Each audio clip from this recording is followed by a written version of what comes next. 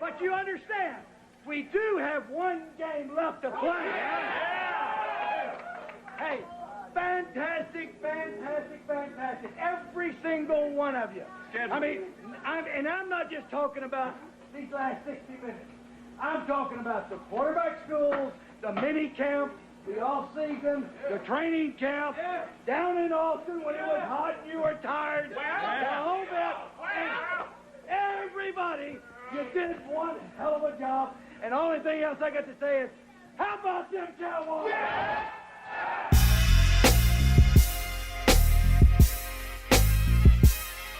Yo, Cowboy fans only. Yo, look, this is for the Cowboy fans. 8th wonder Jerry's world, yeah, we crowd those stands. Dak, he gon' spin it like a fan. And you know ID coming with it, Coach Quinn got the plan, yeah.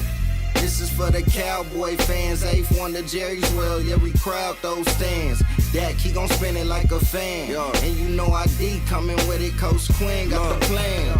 It's time to eat, off tackle or the sweep. Behind Teron and Collins, ain't no problem feeding Zeke. And Dak lick his chops when he see D Lamb deep. You know 88 tradition that repeat. Coop route like Irvin, watch for Cedric in the slot. See us try to gallop to the end zone, they can't stop. Dalton up the seam, drawing, carving up your team. Tony Pollard, X Factor, Kellen Moore with the scheme. We applying pressure with Lawrence and Gregory. QB's getting sacked, can't relax, rehab therapy. Micah got a hit list, Jalen Smith hit stick. No escaping, Leighton got him craving with the pick six. Dig that. Kazi go kamikaze, the defense is solid. Find me in Dallas at Jerry's Palace among stars. Screaming Cowboy fans only, yeah. Screaming Cowboy fans only. This is for the Cowboy fans. 8th wonder Jerry's world, yeah, we crowd those stands. Dak, he gon' spin it like a fan. And you know ID coming with it, Coach Quinn got the plan, yeah. This is for the Cowboy fans. 8th wonder Jerry's world, yeah, we crowd those stands. Dak, he gon' spin it like a fan. And you know ID coming with it, Coach Quinn got the plan. Shout out J Tuck. Subscribe to his YouTube page, Cowboy Fans Only. CowboysFansOnly.com for all your merchandise. Cowboys stand up.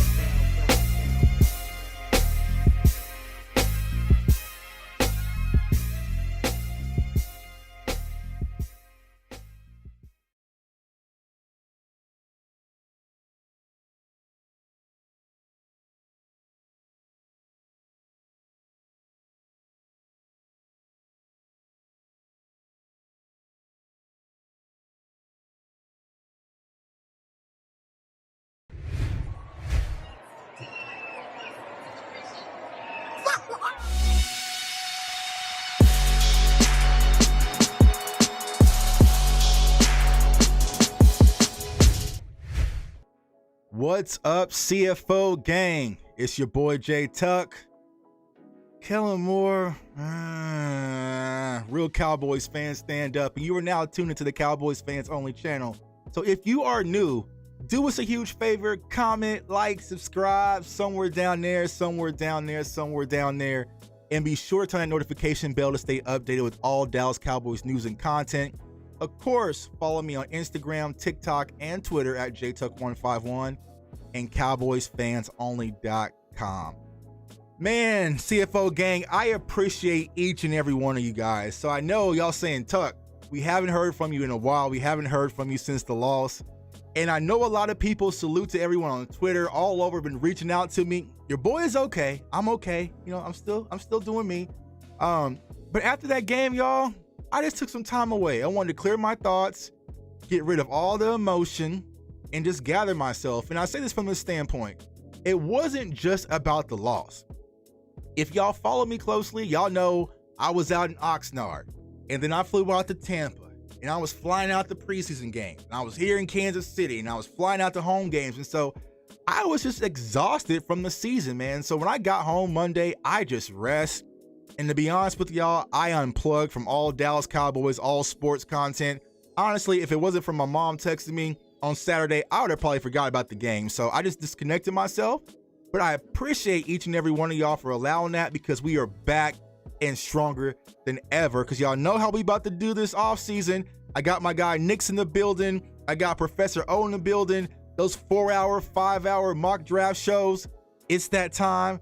And so I am ready to get started. But since we're going to talk about that loss versus the 49ers, and this is my first show back, I had to call out some of the big dogs, man. This is the biggest dog that does some of this Dallas Cowboys content. Really doesn't need any introduction, man, but he's one of my favorite people to watch. I know a lot of you in the chat watch and support his channel as well. So CFO gang, let's give a warm welcome to the original, the OG, Law Nation in the building. What's going on, my guy? Oh, man, all is well, man. I can't complain at all, man. Just taking it one day at a time, one movement at a time, and then, hey, we here. Off season, baby. We got to get it going one way or another, right? The off season, unfortunately, man, but we are here. And salute to everyone in the chat. My guy, Professor O, thanks for the $5 holler. Law, have you recovered from that loss yet, man? How you feeling? Because I'm looking around, like I said, and here's the thing. I deleted apps. I didn't just take a step back. I deleted Twitter. I deleted Facebook. I deleted all the apps off my phone. So I was unaware of what's coming on. I came back Saturday night after the game, and I see pure chaos when it comes to Cowboys Nation. But Law, how are you feeling personally?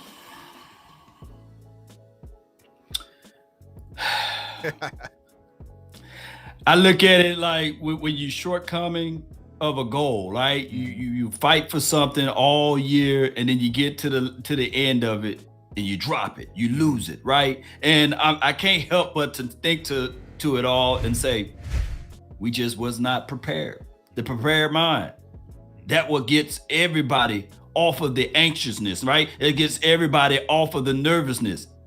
But when you are prepared, nothing can get in the way. And I know that you finished college, right? You right. Right. You got your degree. But before you got your degree, you had to finish middle school and high school. You just don't go straight to college. And what I'm trying to say is, Cowboy Nation, we made it straight to college, had to take the test. We wasn't prepared, and you get to shaking, you get nervous. The moment, the stage is too big. And that is what this game appears and it sounds like and it felt like. We wasn't ready. Yeah, lack of preparation. And I felt like my biggest disappointment, Law, is just I felt like this Cowboys team, seeing how they were made throughout the season, they would answer the bell. People were calling them soft. Everyone was praising the 49ers as being this physical, tough team. You were kind of hearing Nick Bosa have these comments about our offensive line. I just thought they were going to step up and answer the call, and clearly they didn't. And, you know, we've spoken highly on my channel, I'm sure on your channel and others as well, as was Kellen Moore saving something. Like he had this magical plays that he had tucked away, and the offense was going to reemerge, because I feel like we were coming in from the standpoint, we knew what our defense was. We seen what they were able to do this season. But with the offense, we saw earlier in the first half, all right, what they can really be. Second half, not so much, but we were just hoping that this Cowboys offense would reemerge to the standard that we knew they were going to be. And even though we saw it versus Philadelphia, we thought going into the 49ers game, okay, they're clicking, Dak's in the rhythm, offense in the rhythm, defense is healthy, we have everything lined up. And it just didn't work out. It just didn't work out. Now, you mentioned preparation, Law, so I'm going to ask you this magical question, because they jumped on me pretty hard yesterday. Yeah. Was that due to coaching? Do you think this team was not prepared? And when you say preparation, we ain't talking about H, you know. pH balance. You know? Yeah. You ain't talking about the balance of everything. I look at it like this. It's so hard to point the finger at one person, right? Now, with Mike McCarthy, I did listen to you retweeted what the playmaker said. Hey, you know, you just can't look at it like, okay, going into your third season, let's go ahead and fire this man, right? He didn't get a chance to showcase his full talent as a coach, because you got to keep in mind, Kellen Moore is here, you know, they're saying some of the same issues we had with the previous administration. They began to knock on the door. So what we don't want to do is emotionally act out. But we can clearly say to ourselves, time management is a negative draw with Mike McCarthy. Agree. Right? We can also talk about, hey, the less assertiveness, you know, so not being able to stand up and stand tall and say, hey, he gave the speech. It was wonderful, but it's on the back end saying that, hey, I've been in playoff games before. I've been to the Super Bowl before. I've been in this moment before. But dog it, you got to showcase it. We can always talk it, Right. but you got to showcase that you've been there. You got to establish your presence in the locker room of saying, oh, I see you're a little nervous. Normally, you're not nervous. J-Ron, come here. Hey, Cedric Wilson, I know that you didn't think that you would be on this moment right here as the third option for the quarterback, but now you're the second option. One can argue you're the first option. I need you to lock in. That is what a head coach and a leader is supposed to do. And on top of that, with the young offensive coordinator, if you see him got the kitchen on fire, don't just sit there and watch and say, oh man, I'm gonna see whether or not he can get the fire out. No, as the leader of this team, the head coach, you go over there and put that fire out and say, okay, we're gonna regroup. Dak Prescott, you in the slump. Hey, we're gonna do some easier option for you. Ezekiel Elliott, you're not capturing the edge, you're not getting the yards that we want. We love you, but hey, there's a thing, and there's a reason why Corey, he got the most playoff experience. We're not gonna bench you, but we're gonna at least do a change of pace situation. That is what a leader's supposed to do. And I don't know if he stood in and said that, but we would expect from fans for him to do that. Yeah. Salute to my guy Felix, man. He wanted a shout out. What's up, my guy Felix? Appreciate you for joining in, tuning in, Professor O's son. But speaking of kids, so I feel like the same thing you just said, Law. Like if my son is upstairs cooking right now, I trust him to cook a little bit, but somebody needs to be watching. Watching, right? And I felt like that's what the problem was when it comes to Mike McCarthy and Kellen Moore was like, okay, you want to trust your offensive coordinator that he's going to do his job, but like you said, the kitchen was burning a little bit.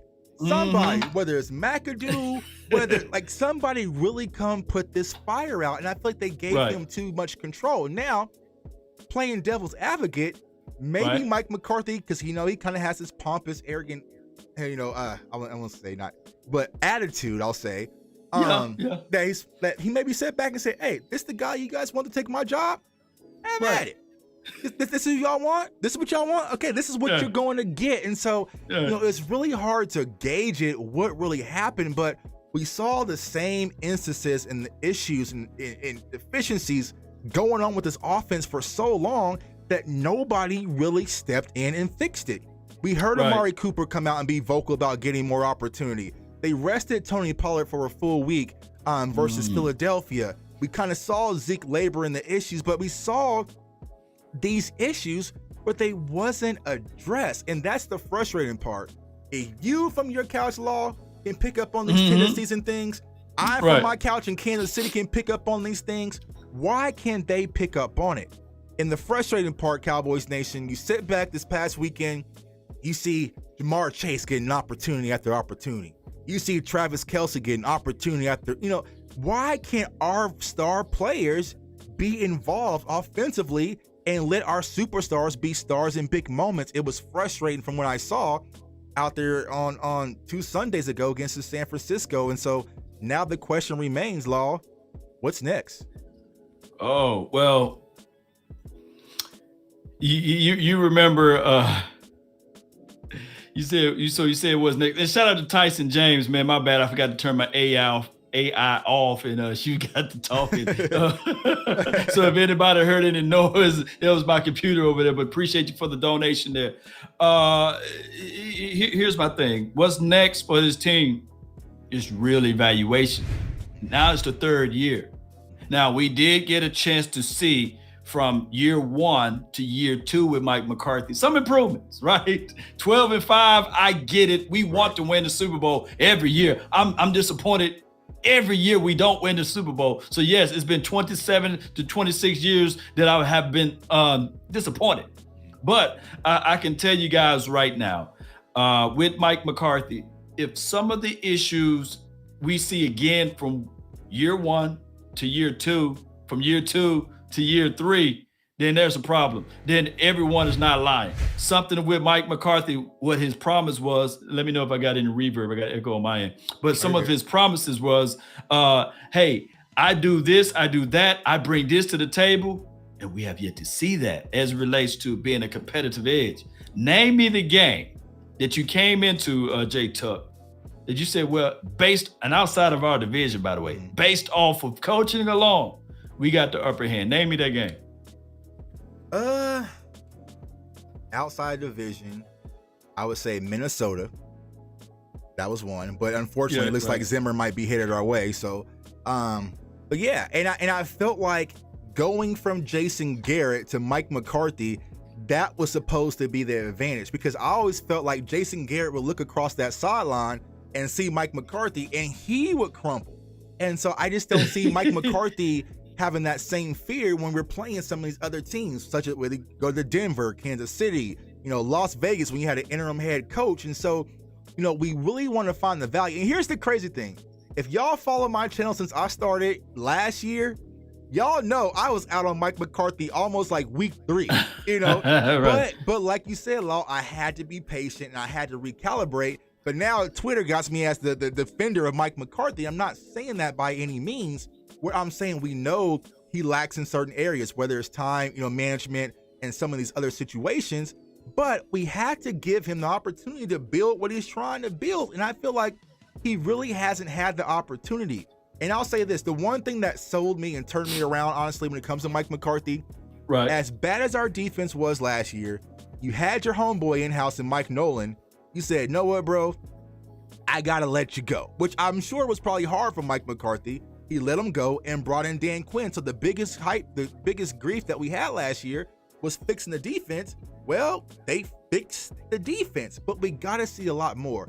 And the one thing I also said when it comes to Mike McCarthy, where I think he's going to stay, but we have to keep a close eye on it.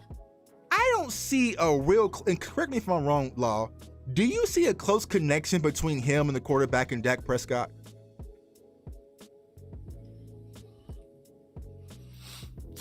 I don't know.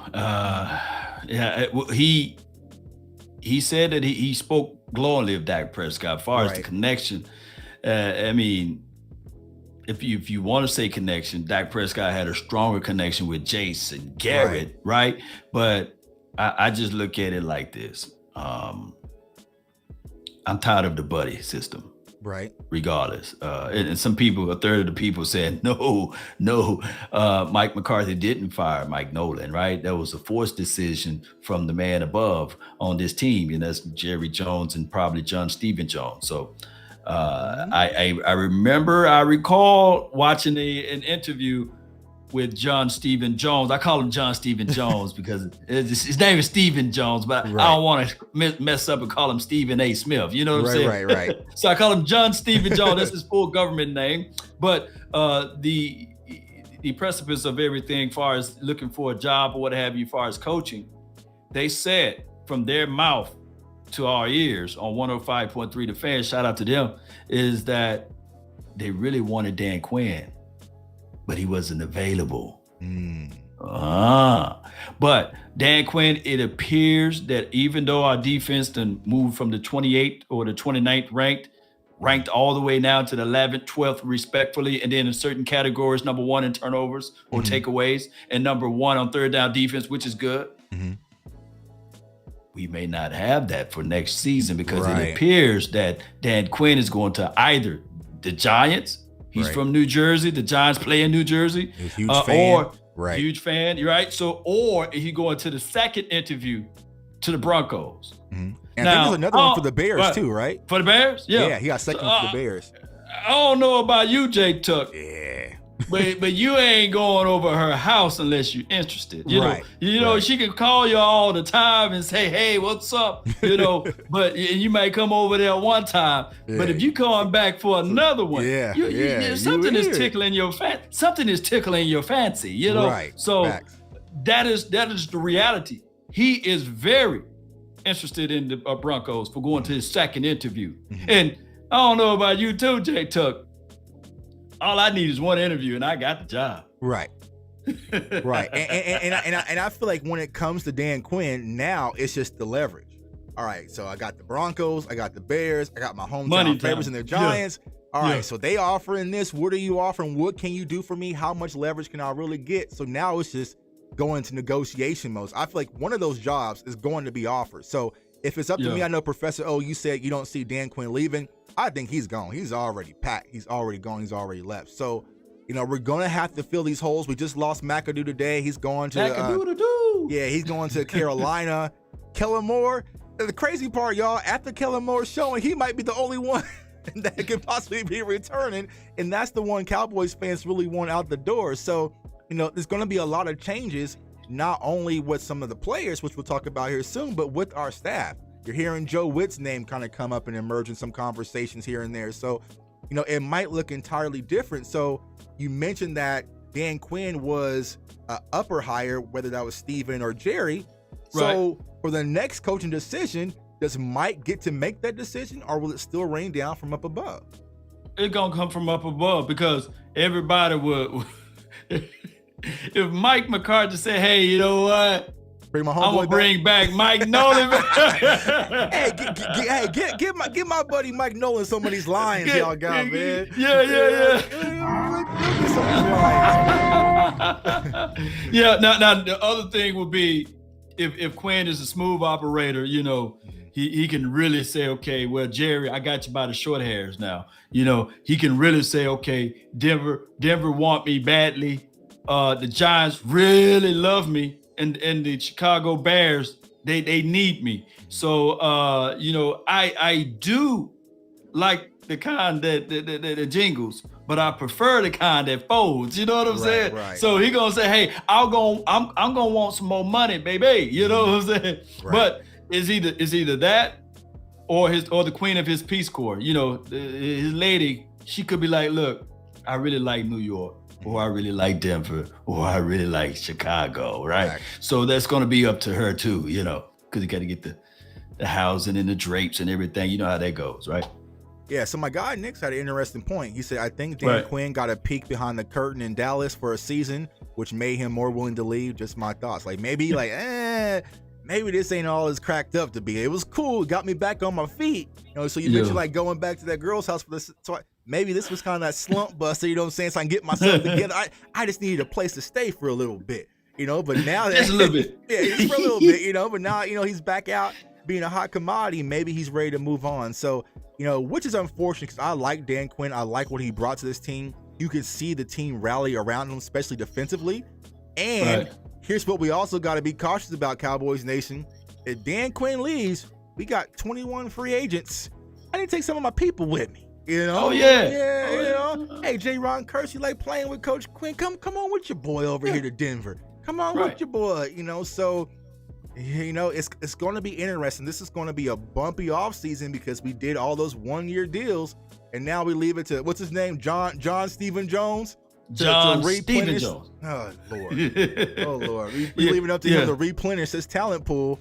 And so hold on tight, Cowboys Nation. But what's your expectations? Because here's the hot topic button, and I said I wasn't going to address it, but I know Cowboys Nation feeds off of it. And here's what I want to say, Cowboys Nation. Right now, season is over. You're emotional. Media is going to play with your emotions to the fullest. Keep your eyes on the hips, not the ball. But we're hearing conversations possibly about Sean Payton being the new head coach in Dallas, or there being some interest. What is your thoughts on that? First and foremost, Sean Payton is still under contract with the New Orleans Saints, right? Mm-hmm. And if the Cowboys want to make a move, the Saints got to release him, or the Cowboys got to render those things which are cash for him, and that we're going to fall in the lines of draft picks. And I don't think that, Jerry Jones, and especially John Stephen Jones, the bloodline of this team, the blue bloodline of this team is the draft. Yeah. He already came up. Remember before the start of the season, and I was wrong. I fall on the sword. I will fall on the sword, because I was the one saying that, hey, you want to build through the draft, but you still got to go get those guys from the free agency, right? And I said, ain't no possible way Parsons is going to do all of the things that he did, right? Mm-hmm. And I'm glad that I'm wrong, by the way. And I said, ain't no possible way that you will have this and that, and all of these rookies that played a remarkable job, right?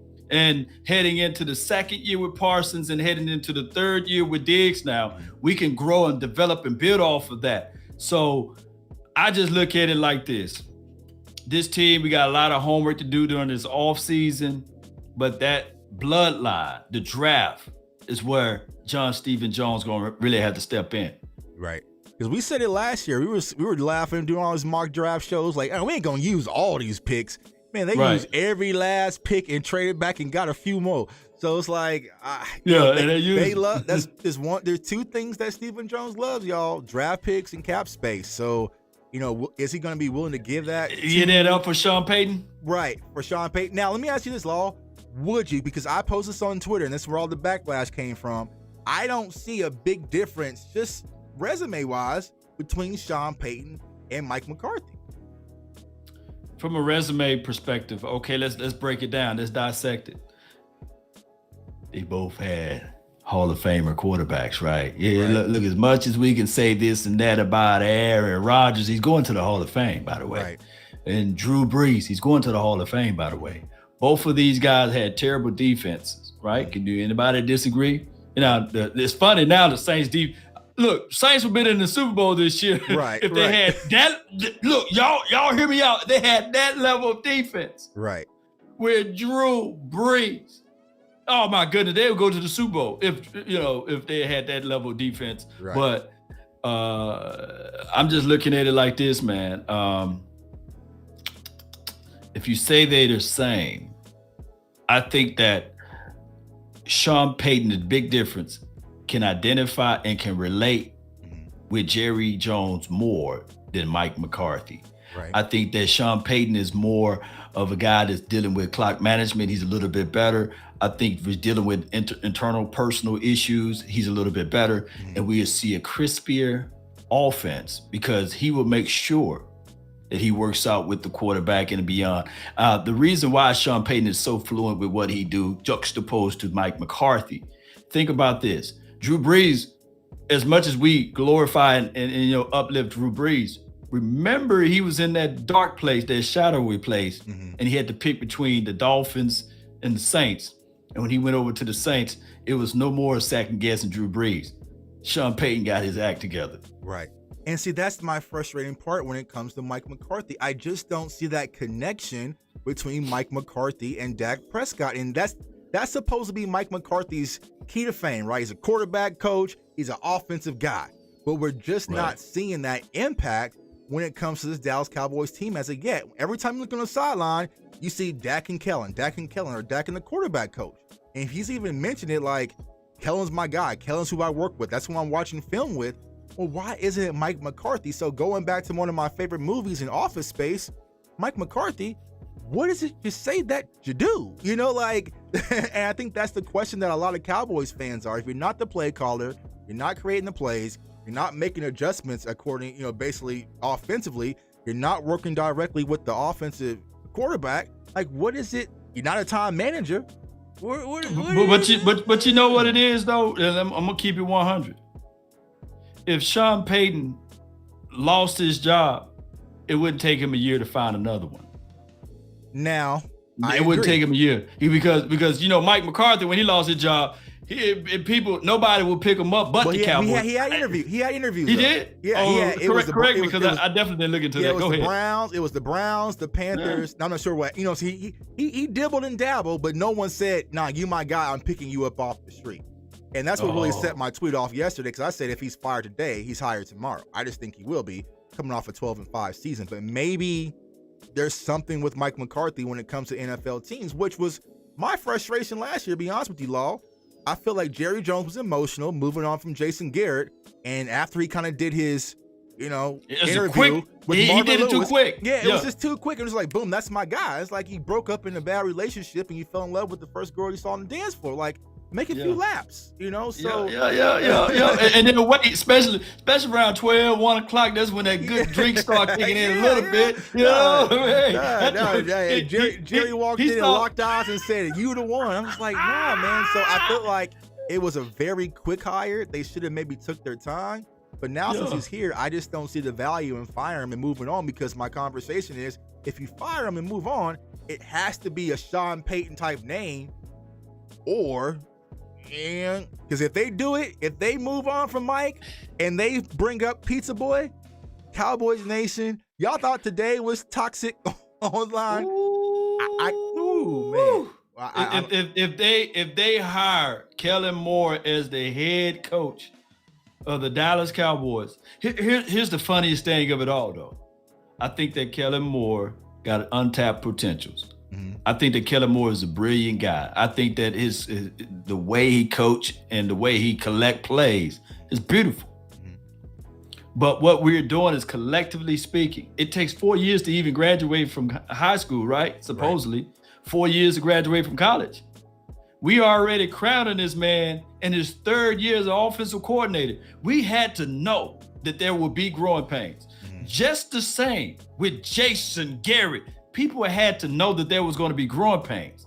And what people failed to realize, the opportunity was missing and lost in 2007, 08 was a dope team, by the way, and 09. It just, the record didn't reflect it. But we had that growing pains, whether it be Jason Garrett just as the offensive coordinator and Wade Phillips, bouncing around through Dallas, it was still growing pains. And we had to go through that. And everybody don't understand that part of it. Now with Jerry Jones hiring Mike McCarthy so quickly, if you go back and find one of my videos, 10,000 videos ago, because I do all these videos. If you go find them, if you go find them, you'll literally say, I don't like the Rooney Rule because they brought in a coach, Marvin Lewis. Marvin Lewis, just to solidify the Rooney Rule, because they already had in their minds, their heart, that they was going to sign Mike McCarthy. They wasn't even thinking about the coach. They were just saying, okay, we're just going to do that coaching just to solidify the Rooney Rule. And that could be for the simple strength for Joe Witt Jr. too. He's getting interviews just to solidify the Rooney Rule. That's a good point. Really not really, I forgot about that, Yeah, they got to interview a minority candidate, and then they keep it moving. So my thing, if it's not genuine, and I ain't talking about genuine, because you're dancing and moving around. But the problem is what I'm thinking is this. You just didn't take your time. You should at least do the rule of two and brought in some good candidates, and that's how you properly would assess the situation. But now we're in this, we don't know.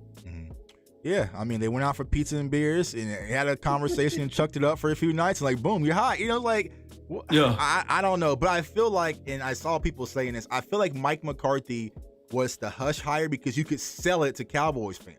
He won a Super Bowl. Aaron Rodgers, Green Bay. And so Cowboys fans, we were all caught up like, that's going to be us. We're going to be the new Packers, and seeing consistency. And then Mike McCarthy gets in that press conference like, man, I ain't did none of that stuff I lied and told y'all that night. You know what I'm saying? So, they bought it.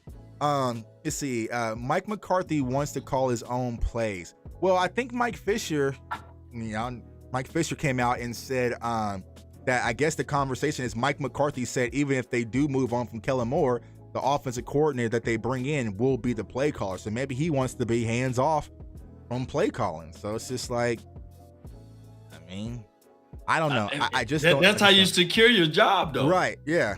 You don't want to cut your legs off from under your feet, because when you do that, you can say literally, hey, my hands are clean. I told these guys, delegation is the key to everything, Cowboy Nation. And as a manager, one thing that I learned in business law is getting work done through others. If you look at any management squad out there, even if it's at Home Depot, Lowe's, Waffle House management, Dollar General, Dollar Tree, that manager, he makes sure that his staff is well fed and make sure that his staff is there, right? Look, getting work done through others. Hey, what you mean that you're late? I'm gonna have to write you up. Now I'm gonna have to pull out the PIP. You know what I'm saying? Hey, this is what I do. I'm just gonna sit back with my arms folded. But the problem is comfort never wins you anything. Comfort never get you anything far in life. You're gonna have to roll those sleeves up, and when you see that that fire is spreading all through the kitchen, you're gonna have to make sure you put the fire out, because at the end of the day, man, people are looking at you, the head coach, not calling timeout, or you burning through timeouts, or you untimely challenging a play when it don't need to be. All of those things gonna still fall on you. Yeah, I agree. And I agree. Matto says the Cowboys were afraid the Giants were going to hire him. They requested an interview the day that he flew out to Dallas. So maybe that was the case. They felt some pressure coming in within the conference or with other teams. They say, you know what, we just got to get the job done. But I feel like he's going to be the coach. I feel like if they do replace him, y'all not going to like who they replace him with. And just prepare yourself, because here's what I was saying last year. Kellen Moore went out to Boise. College football, right. You're alumni there. You can pretty much be a king in Boise. You don't have to worry about any pressure, anything, right? But something pulled Kellen Moore back to Dallas. And so there might have been this backdoor conversation like, hey, bro, just be patient. You know, be patient, yeah. We going to make it work. Get them out of here. Just stay put, and we got you. But maybe now, Kellen Moore's itching to get out, so we'll definitely see. Now, I want to switch it from the coaching staff, switch it to the players. Right. Because as bad as people want to put a lot of the ownership on the coaching staff, you got to put some responsibility on the players. So there's been this whole conversation about Amari Cooper. Jerry had some comments. You're kind of seeing Cooper's name circulate when it comes to Cowboys Nation. What is your thoughts of what you've seen from Cooper from production standpoint this season? And do you think that he'll be back on the roster next year? I think that he should, that's the operative word, be back on the roster for next year. I love my guy, CeeDee Lamb, but it's just not ready for him yet if we're going to keep the same offensive coordinator, right? We like what we've seen from Michael Gallup, but he's going through that injury, so I don't know if you're going to pay for him to get back, and you got to pay for Cedric Wilson to get back, and Noah Brown, I think he's gone, right? If they do pay for him to come back, then that's another story. Yeah. So when he made the statement that, Amari Cooper should take half of the field with him, I get it. There's things that you can always point out and say, all right, cool. But when you play defense, you play linebacker, right? Mm-hmm. Quarters, I don't care where you rotate it, they ain't moving. It's zone. They're going to sit there and say, okay, all right, cool. You can move all the way you want. I'm just going to sit like a tree planted by the water. I shall not be moved. I'm going to go to my zone responsibility. And I'm going to sit on the zone. And the linebackers cover the flats and the hook areas and the sidelines, what have you, or close to the sideline. That's the linebacker responsibility. And if you can't figure out or craft up a plan to defeat that, then that's a problem. But it's two folds to it. It's not just by him saying that, hey, Amari Cooper should take half of the field with him.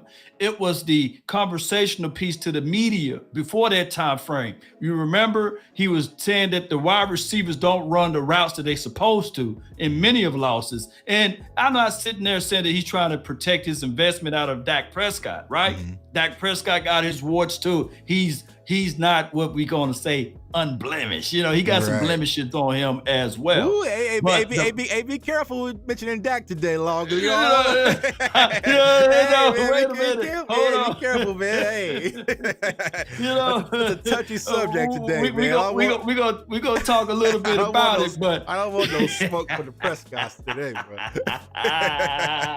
Shout out to my homie Dez, though. Yeah, and shout out to Tad Prescott.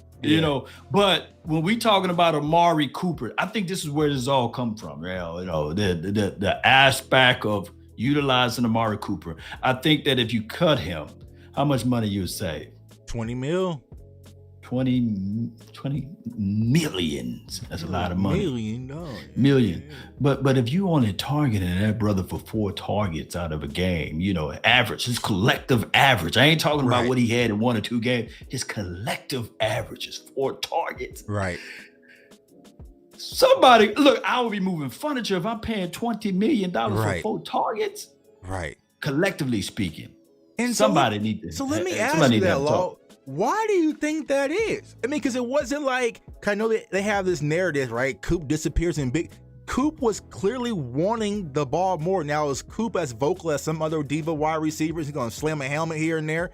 No, but why would you pay that amount of money for a wide receiver and only give him 4 targets on an average? Like, why? Because we looked at it from a film perspective, like, what Coop, he was open. There's so much availability for him, but why do you think that is? They were not using this weapon you're paid for. Because the system You know, the Matrix was one system, you know, and now you got, you know, I ain't gonna call him Scott Linehan. I'm not gonna call him Jason Garrett. Little Linehan's what I'm been calling him. Little Linehan, you know. So put it like this. You said you had a son, right? Mm-hmm. I'm quite sure that your son looks up to you, and he may disagree with some of the things that you do. Mm-hmm. But dog it, 3-4 years down the line, he get a little older and even bigger.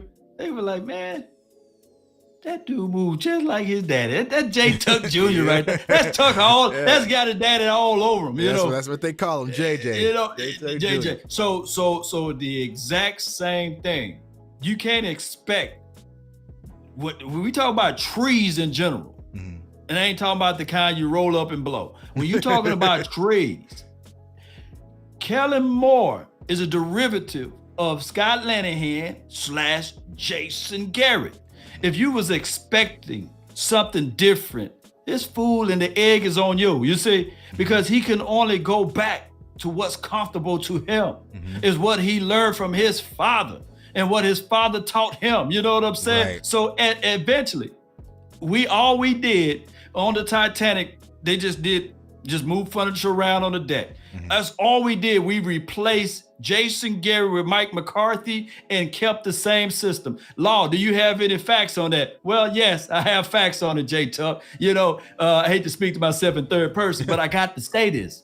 The facts of the matter is the same song and dance that we're hearing now was the same song and dance that we heard in 2017. Think about this. And then they went on ahead and they did it. They cut Dez Bryant, ate some of that dead money, and they said, okay, we're going to go with wide receivers by committee. Who was that thought for him? Stephen Jones, Scott Linehan. Scott Linehan. Yep. In 2018, we started it off 3-5. We realized, hey, this wide receiver by committee, hey, you know, this stuff ain't really working.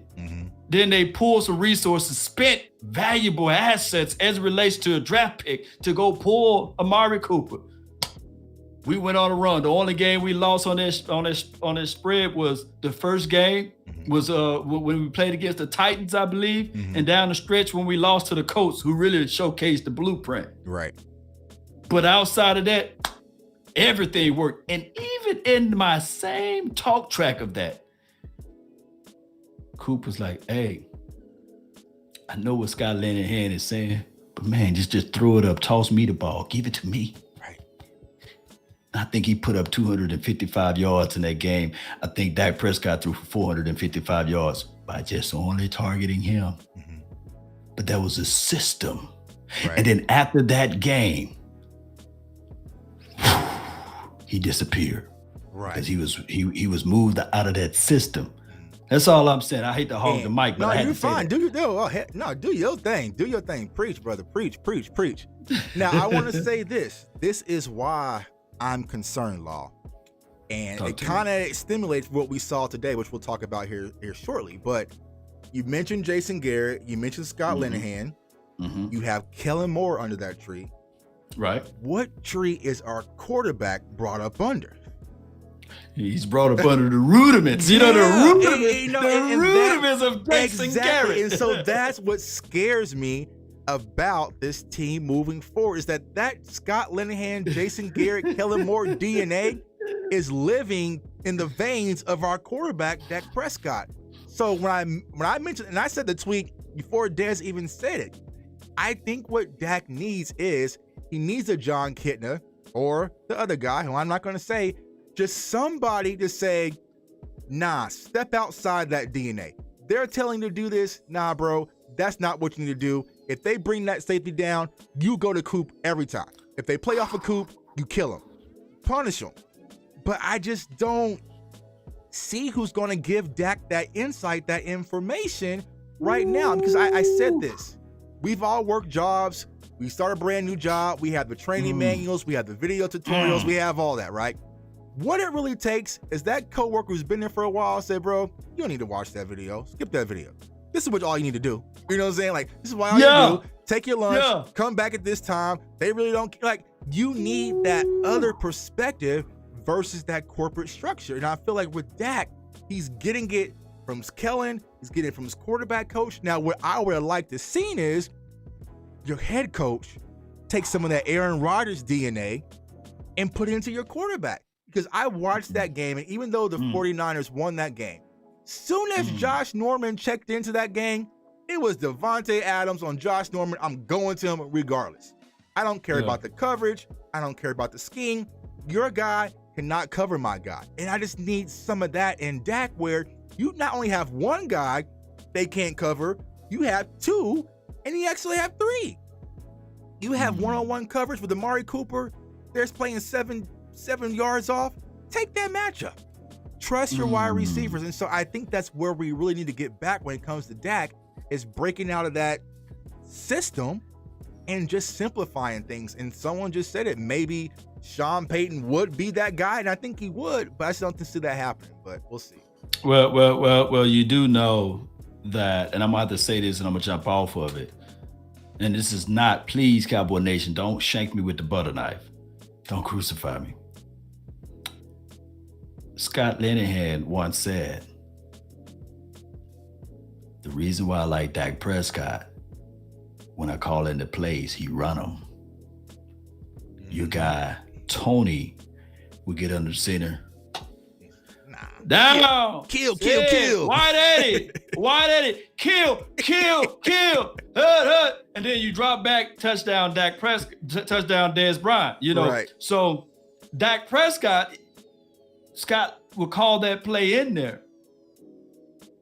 And then he would just run the play that was called. Now, granted, when you're not knowledgeable of the system and you're not understanding of everything, this is not a shade to Dak, but we all had to go through growing pains, right? Just call the play that I called to you, and you run the play that I tell you. And that year 2016 is always going to be earmarked because that was the year that the efficiency level matched 2014's efficiency level, but it was like on steroids. If you think I'm lying, go back and watch the tape. So what happened is that when everybody was banging on the table, bring Tony back in, you know, he's the veteran, he's the guy that's seasoned, he's the polish, you know what I'm saying? He got all of the seasoning on it. But here's the thing. Tony lost the locker room, and I'm not dogging Tony. Go listen to Jeremy Mincy. He have a radio podcast and he talked about it, right? And I think it was Jason Hatcher too. Both of those Jason, whatever those guys' name, you know, they both talked about it. I think it was Jason Hatcher, by the way, not Mincy. But neither here nor there. If you go back and listen to what they said, Tony had his group of guys, Jason Witten, Sean Lee probably, and just him. Those three right there. He didn't really ingratiate himself with everybody. Those guys with those C's. Yeah, guys with the C's. I think that's how it went. So Dak was already hanging and co-mingling with the people. And this is not me just making up stuff and pulling it out of the air. This is me telling the truth. And not just that. Go back to what I said earlier, Cowboy Nation. Scott Linehan said, when I call the plays, run the plays that I call. So Tony didn't have a room or a leg to stand on outside of his previous legacy with the Cowboys. So that issue will always be Tony versus Dak, because there's thousands and thousands of people that said, hey, if Tony Romo was in that playoff game, man, we would have won. You know what I'm saying? Right. Because of the experience. Right. Yeah, and I think that's what led to the Dez comment, which I originally agree with. Go ahead and break it down. Because I say this, if you go back to that 2014 game, Green Bay, Dez caught it, that takes fortitude, trust, and just going to the backyard. My guy is better than your guy. It's fourth down, game on the line. I'm going to Dez regardless. I just don't feel like Dak would ever make that throw. And I feel like what you saw he would have hit Cole Beasley because Beasley was wide open across the middle. Cole Beasley across the middle. He would have just took that route against Cole Beasley. So that's the differences. And I just think if you give Dak some of that some of that rogue renegade. Because here's the hard part: he has a relationship with Kellen Moore, so you can't really buck the system because that's my guy. I trust my guy. He's been here, So like, there's that trust factor. So I feel like once you break that piece and kind of give Dak some of that, because the talent is there, y'all. The arm strength is there. He can make the throws. Dak can do it. He just has to see it and believe it. And that's why I said I'm confident that Dak's going to reemerge next year. He just needs the proper training and just to be able to break off script a little bit. So, yeah. Yeah. And he got to get that. Like when he was under Mullins, Dan Mullins, he wasn't a cupcake guy, you know. He was hey, I feel what you're going through with your mom and everything. She passed away, but what can you do for me today? And when you think about all of those things, going into the first year of the season, 2016, it was new. And Dak, when I saw Dak in that Senior Bowl, I said, man, that guy, whatever team he goes to, he's going to make a change to that team. And I believe he did. The remarkable thing, when Kitna got here, when he came into the house, Kitna knew how to reel everything in. He knew how to say, okay, all right, coaching never stops. Coaching is coaching through the game. There are some things that regardless, you can see in the first quarter and you can say, okay, I'm gonna make these necessary changes in the third and the fourth. And we never had that necessary adjustments. I listened to, who was this guy? Gosh, it's the tip of my tongue. It could be Andy Reid, or it could have been the 49ers coach. But they say they love to make their adjustments in the second half. And that's what is it. Probably either or. I'd probably say Shanahan, probably. Shanahan, they make their necessary adjustments because they like to give you one look. And they give it to you again, but they use it in a different way. It goes back. You're a movie buff, right? Yeah. You remember Gladiator, the movie? Absolutely. Are you not entertained? Yeah. Actually, are you not entertained? Speaking of my youngest son, I just made him watch Gladiator this weekend, man. He got him up to you speed. met him. Yeah, You remember the king, or at the time, the guy he wanted to really sully Maximus, image, because he was winning over the people. And his hand came to him and said, hey, there's this certain sea snake that lies on the bottom of the floor of the ocean, and he would expose himself and other fishes would bite of it. He said he'll just take bites of it and he will allow those fishes to eat on him. And they get comfortable enough, and then he turns around and he eats of the fish that was eating off of him. Sometimes you got to expose yourself, give in, so that the opposition can say, okay, we got him right where we want him. And it was all a trap. Right. And what we see out of the Cowboys, there's never been that trap. There's never been that fortuitous type of thought trap. We have preached this for weeks. We kept seeing these wide receiver screens fail, time after time. I just thought maybe in the playoffs, you would see the pump fake, and then there goes CeeDee Lamb or Amari Cooper. So I felt like they didn't do anything to set up anything throughout the season. There were so many opportunities there because all the corners, all the safeties, whether it was Buda Baker and the list goes on and on, they were jumping on that screen as soon as they went in that formation. Because you had Connor McGovern flexed out wide, so they kind of knew it was coming. But why not go into that formation, quick shoulder pump, and then you're off to the races. And so that's the frustrating part when it comes to Kellen Moore. He's supposed to be the play creator, the innovator, the new young mind. We saw it sparingly in situations where we didn't need it. Like me personally, Law, when he ran that touchdown play to Terrence Steele versus Washington, why did we waste that? Stuff. Why waste that here? We're up by 40 damn points. Keep that in your back pocket. We could have used that versus San Francisco, but it is what it is. So, I feel like Dak's going to be back on track, but I feel like you're going to see some changes when it comes to his offense. Me personally, I feel like we do need to keep Amari Cooper because, like you said, Gallup coming off that injury, we might not see Gallups in mid-October, November. Now there are some new mutant genetics because Cam Akers came back. Cam Akers, yeah. So I don't know what's going on, but I feel like Michael Gallup's going to be out. But I feel like Cooper and CD give us the best opportunity to win together. But when money gets involved, you got them Joneses. And stay tuned, Cowboys Nation. So speaking of free agency, Law, we got 21 free agents, and we're not going to go down to the list. You got one. Who's the main guy? Who's top of your priority list? From a sit down and have a conversation with Randy Gregory, he's the creme de la creme on this list. And then of course you got to go with J-Ron, Curse, those two guys right there.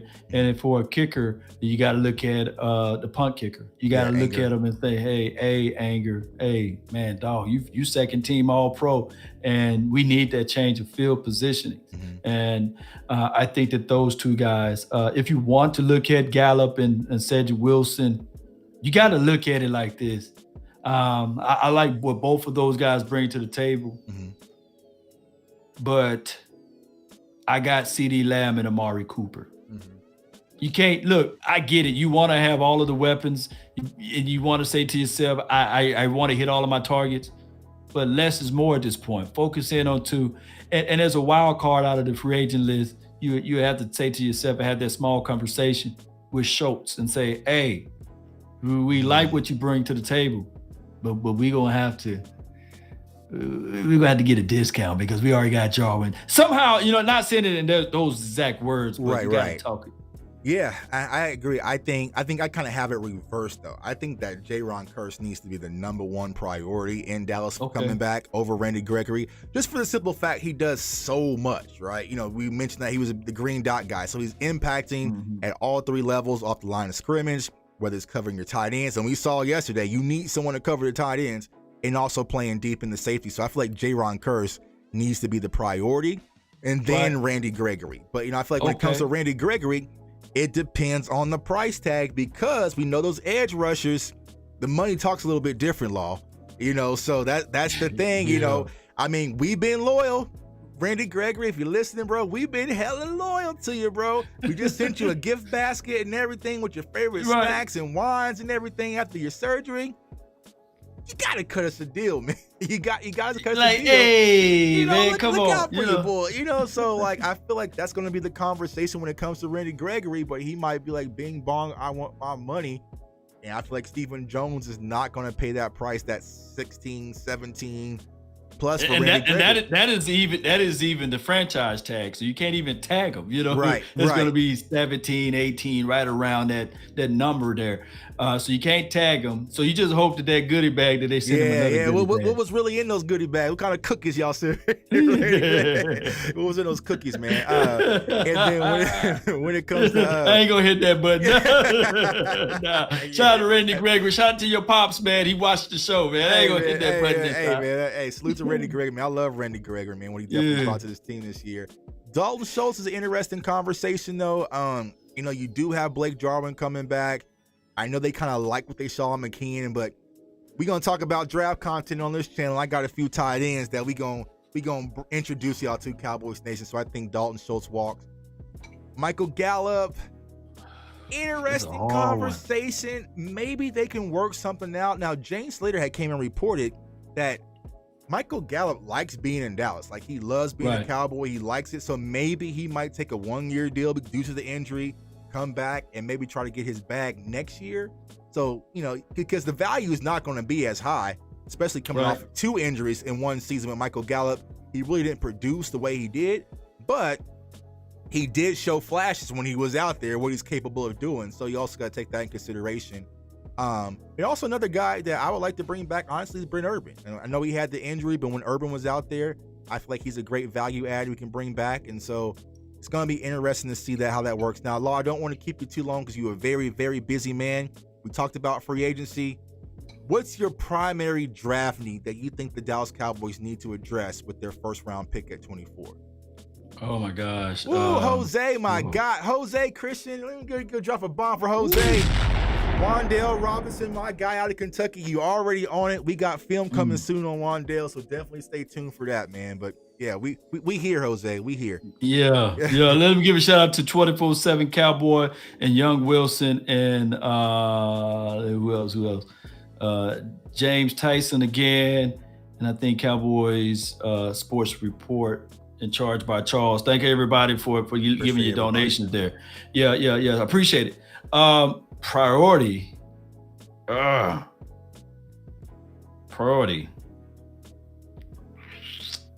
in draft, it got to be offensive line, and we got to look at it like the game is won and lost in the trenches. But before we go down this road, as my old folks say down here with Mississippi, where I'm from, we going to have to address the offensive coordinator.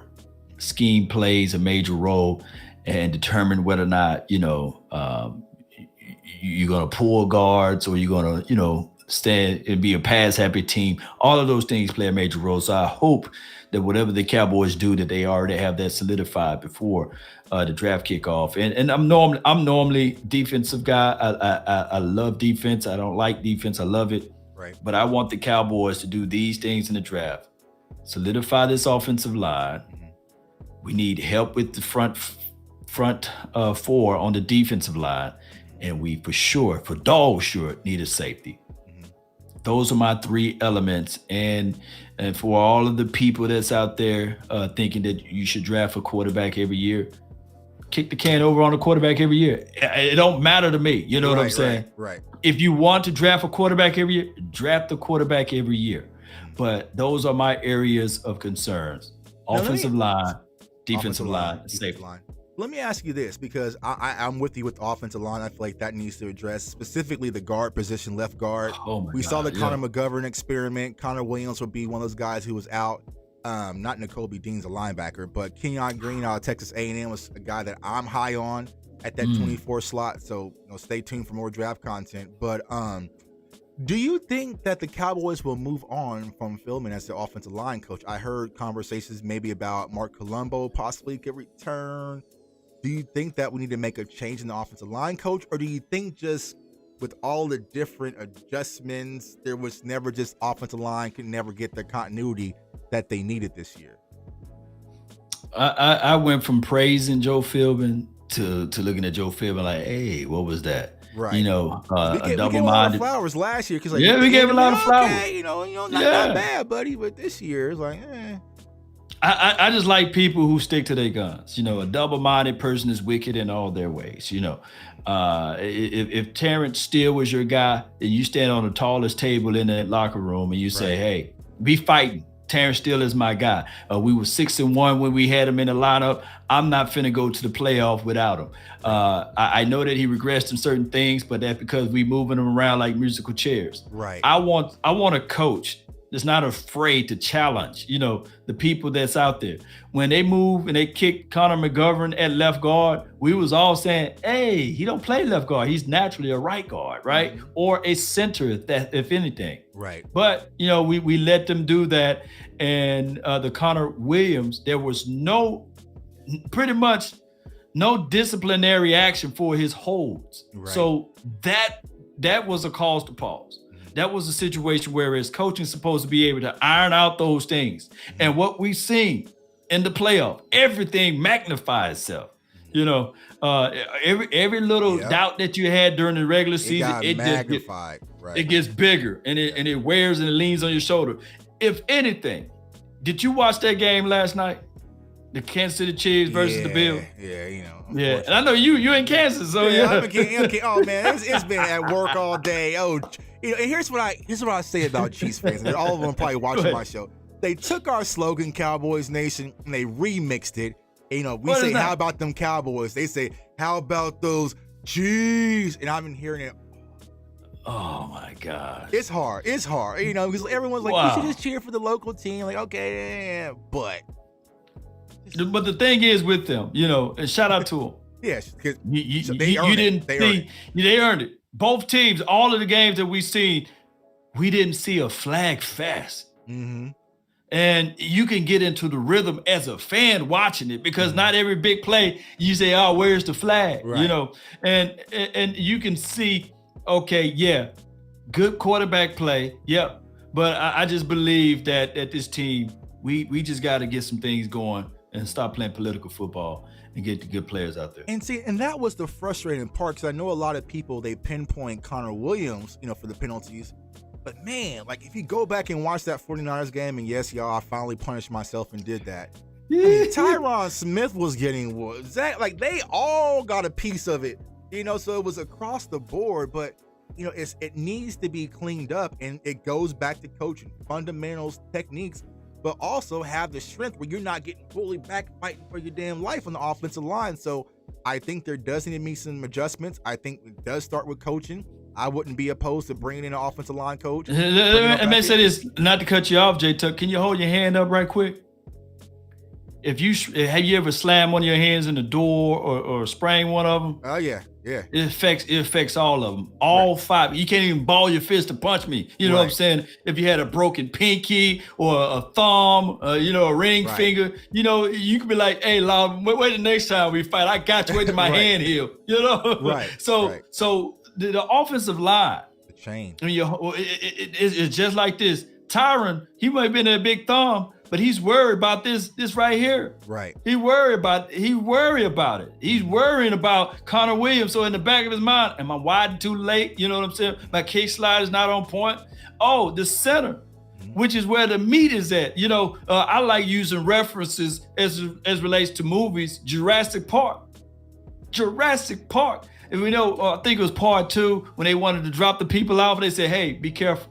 Because in the center of the island, that's where your big boys at, your big dinosaurs at. And that's where the weakest part at on this offensive front five. Your center.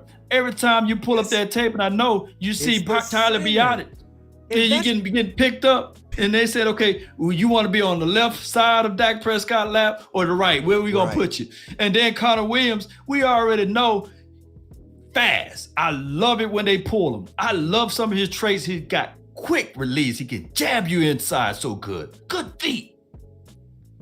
Can't bust through a wet paper bag. Right. Man, Armstead grabbed and said, all right, Rocky my baby to the treetop. And he just moved him out of the way. It was a physical man-to-man fight. And I was telling everybody, man, if I'm getting into a fight, there's no way Terrence Steele is the getaway driver. No way. No way. Right. You should have had Terrence Steele out there. And of course, Zach Martin, although he's first team All-Pro. Right. But this year, you seen him too many times on the ground. Let me know if I'm lying. You look at the tape. I'm lying.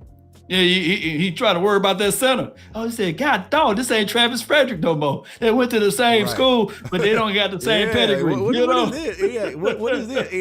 And yeah, Professor O, I said the same thing, because there was conversations, on Twitter, everywhere. Connor Williams, he holds too much. There was this conversation at right tackle. Me personally, I was like, is nobody looking at the center position? And here's the thing, when it comes to the center position, I know they had concerns way back when we were out in Oxnard Law, because they tried to experiment with Connor Williams and McGovern at center, but they couldn't snap. And so I really think what happened, y'all, and Kellen Moore had said this in the interview when we were out there in Oxnard, they were expecting to sign Joe Looney, and it kind of just fell to the cracks. The Giants came back the next day, swiped them up, and Joe Looney said, nah, bro, I'm not playing for y'all. I'm retiring, but I'll do mid-year for the Cowboys. And so I feel like once that fell to the cracks, they really had no backup plan for the center, the left guard position, and we really got hurt in the interior. It's a chain. And to break that center in the field, it really changed. So yeah, I want a center, I want a guard, I want some competition there just to sturdy that back up, because the Cowboys been living off of names for so long. And here's my motto coming to 2022, Law: production and ball over names. I don't care about the names anymore. Are you actually producing and living up to the expectation? Because I think that's where Cowboys fans get caught up. It's Tyron Smith. It's Tyron, he's the left tackle. So you saying, if I'm here correctly, so you buying into the Kellen Moore theory, Dad, It ain't about your name, Amari Cooper. It ain't about where you was drafted at, CeeDee Lamb. I'm going to pass the ball to Cedric Wilson. I'm going to drop a play for DC. See, that's where it come from. I ain't calling you a beta male. I ain't calling you a beta male, but I'm just calling out a spade a spade. I'm not saying that. I'm saying that from a production standpoint, though. But I know that Coop can produce. I know CeeDee Lamb's a 1,000-yard wide receiver. So it ain't the issue. But I feel like a lot of Cowboys fans just get caught up in the names and realize our offensive line is not the Great Wall anymore. Like they're far removed from that. And so I feel like we need to get back to that. And if you find you a left tackle that might be better than Tyron Smith and performing a lot better, then move on with it, So here we are. But, I feel like Tyron, he played decent, but he was a liability in a lot of instances this year with the offensive line. And I think that's what led to some of the downfall we saw from the offense, especially the run game. So, Cowboys, he got me. He tricked me. He tried to make me. He tried to make me a Kellen Moore guy. Little hand guy. Nah, man. Hey, I got a super chat over here from Jay Reese. He says, do you still believe in Dak Prescott, J Tuck? Yeah, absolutely, 1,000%, 1,000%. A lot of people probably still message me on Twitter because I said that. It's like I still believe in Dak Prescott. What we saw last night was amazing from Josh Allen and Patrick Mahomes, but I feel like our quarterback is just as capable. He just has to have his moment. And I feel like when it comes to Dak, it's like always close moments. Once he gets that moment, we're going to get off over the hump. If I knew Dak wasn't the guy, trust me, y'all, I would be vocal about it. But I believe in Dak Prescott. I believe he's going to figure everything out and get back on track. Now, here's what y'all have to prepare yourself for, Cowboys Nation. I don't want to give y'all a spoiler alert, but the offense gets back on track and the defense falls off a cliff. That's what I'm worried about. That's what I'm worried about. That's what I'm worried about. That's what I'm worried about. That's what I'm worried about. Cowboy Nation never had two things, though. Peanut butter, no jelly. Yeah, and I said that last all season. I'm like, watch this defense completely flip and our offense can't. But I didn't think that was going to really happen. But yeah, we could never have two things at once. And we saw what the Bills had. They had their offense, they had their quarterback, everything was in sync, and they also had their defense. So it's like, we really got to put it together, Cowboys Nation. But yeah, I 1,000% still believe in Dak Prescott. I'm not jumping off the board yet. So let me ask you this then. Let me ask you this then. Do you believe in Ezekiel Elijah Elliott? Now, be caution, Mama Zeke, we love you. I know she followed your platform. She followed this channel. Shout out to Mama Zeke. Yeah, I believe in Zeke, but used in a different capacity. Like, I don't think the 2016 Zeke is ever going to return. But, still had 1,000 yards. Now, if he's still limping and gimping, because I say this. You go back to the beginning of the season, Ezekiel Elliott coming out of camp was looking great. You know what I'm saying? So I feel like once that injury happened, and I hate that Mike McCarthy came out and said, yeah, Zeke's been battling. Oh, yeah, we couldn't tell Zeke has been battling an injury. Yeah, that hurt, man. That hurt. Yeah, man. Like, come on, bro. We knew that. But I felt like if Zeke can get back to what he was earlier in the season, then he can be a 10 or 1,000-yard rusher, 1,100-yard rusher. We just got to get him the ball. But also, I think you want to bring in Tony Pollard as well and utilize him a lot more. Like, I see Deebo Samuels and some of these other players being used in so many different ways.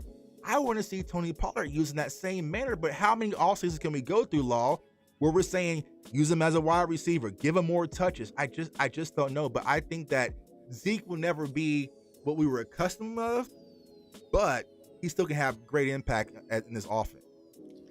Now, I don't mean to throw any salt or shade, but when you saw Cam Akers laid out on that ground, did you ever think that he would get back to the way he was before?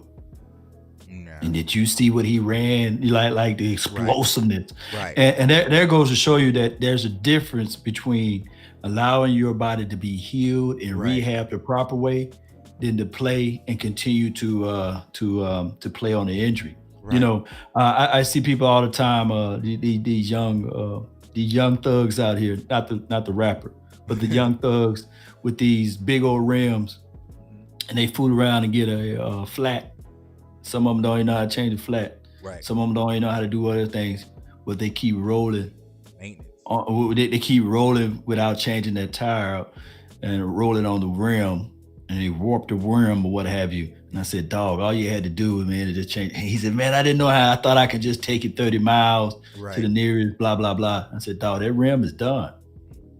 And then you see them that they didn't have their priorities in order. This is where, you know, when I go back to Jackson, Mississippi, you know what I'm saying, seeing these guys with these rims and they have the one donut, 3 rims for one donut because their priority was wrong, right? Right. And I said, dog, why you rolling around the donut? You man, I warped my rim, man, because I tried to make it to the lot. I said, dude, the priorities are wrong.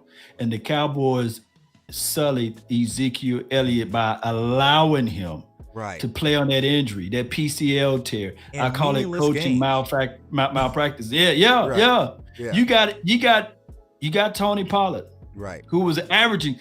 People fail to realize, he's finished the season with 5.5, but at the time, bro, he was averaging 7.3 yards per tote. You know, so easily, I would have looked Ezekiel Elliott in his eyes and say, man, I can see the pain. I can see the passion. OPs are good, but man, we need you.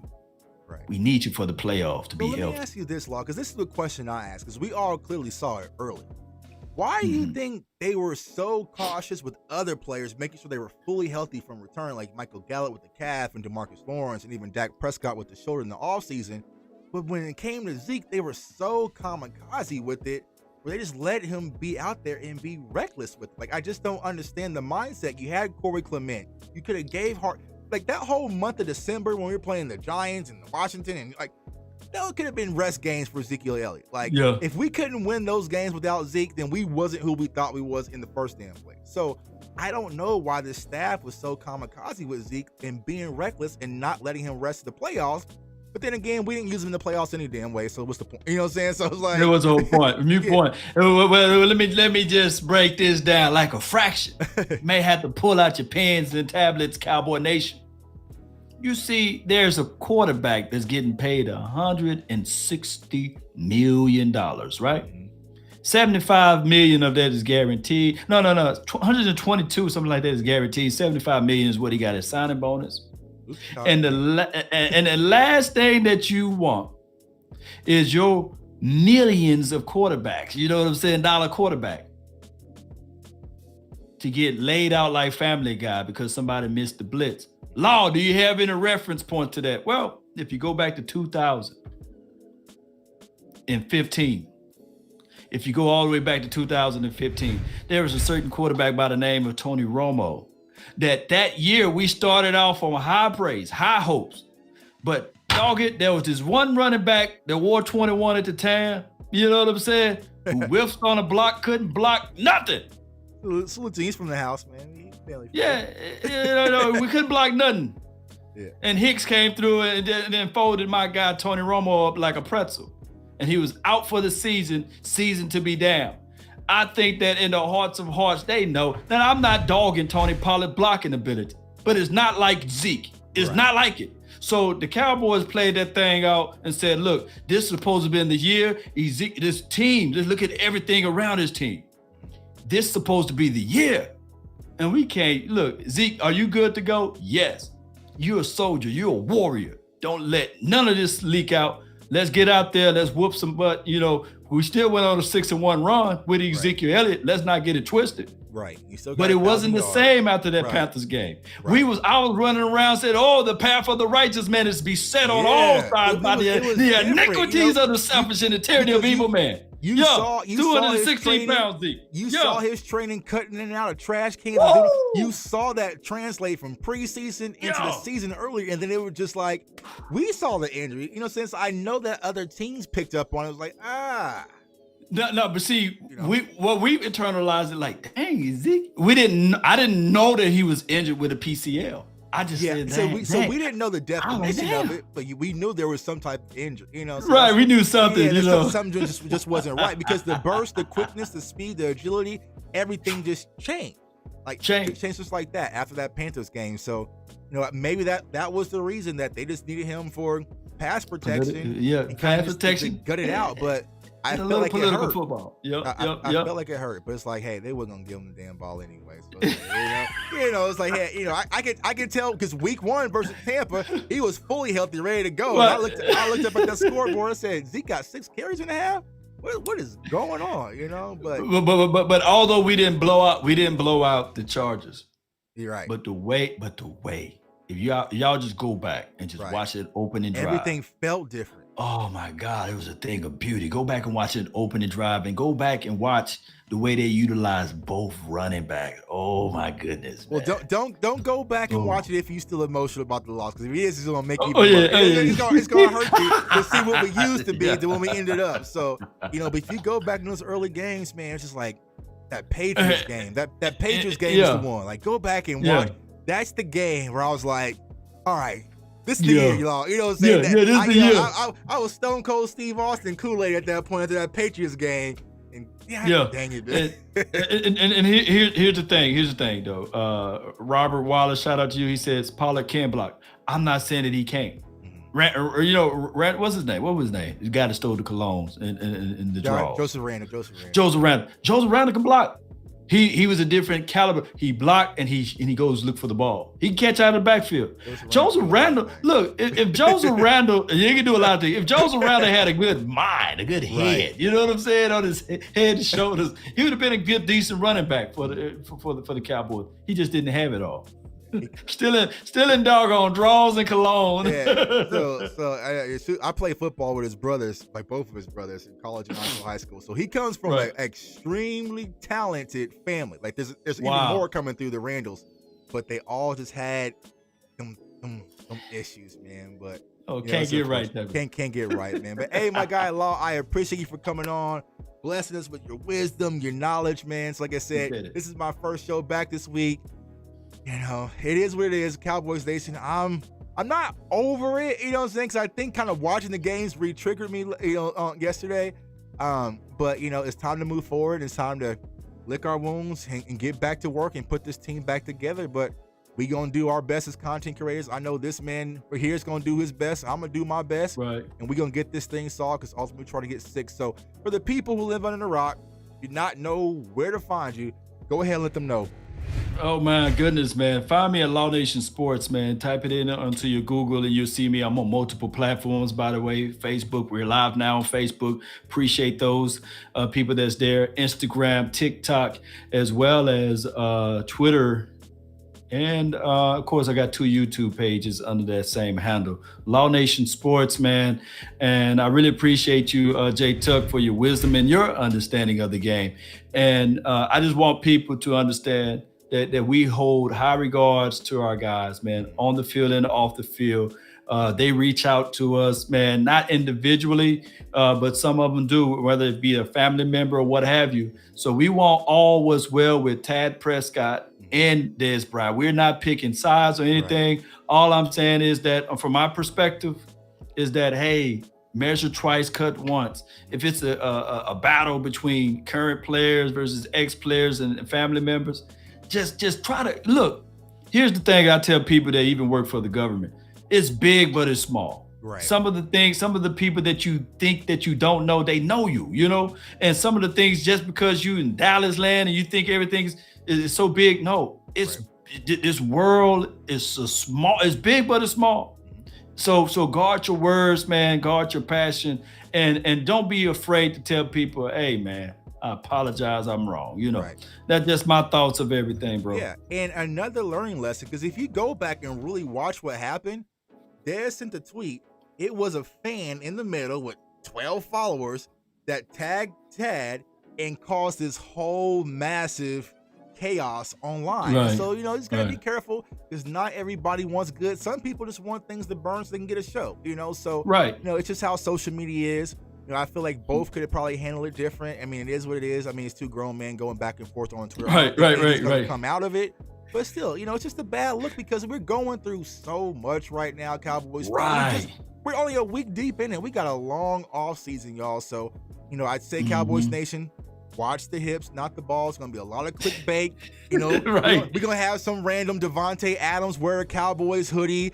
to get more leverage and free. Like, you're going to have all that weird stuff when it comes to this team, but just focus on the real content and focus on football and getting things back. Because like I said, the ultimate goal is to win that 6th championship. And for those who are seeing me for the first time, of course, Jay Tuck, you can follow me on Twitter, Instagram, and TikTok, JTuck151. Support the channel, Cowboys fans only. Comment, like, subscribe. I appreciate all the support. And of course, CowboysFansOnly.com to get your official CFO merch. We're gonna drop draft content. I got draft content loaded tomorrow. So we're gonna come out. I know I gotta do Florida State first. First. Okay. Just to set things off. But after that, it's just bing, bang, on. Draft content. We gotta get ready for Vegas. So you gonna be out there in Vegas. You come out to Vegas with us? Man, Vegas. Hey, I got some sponsorship deals that we brewing up, man. So I may be out there in Vegas. Let's go. Yeah, Viva Las Vegas. Hey, are you going out there to a Senior Bowl next? Senior Bowl. Not the Senior Bowl. Not the Senior Bowl. But we're gonna be watching the Senior Bowl live. But I won't be for the Senior Bowl. Because I know they're also having the HBCU combine as well. That I know a few people are trying to go to. But I'm saving.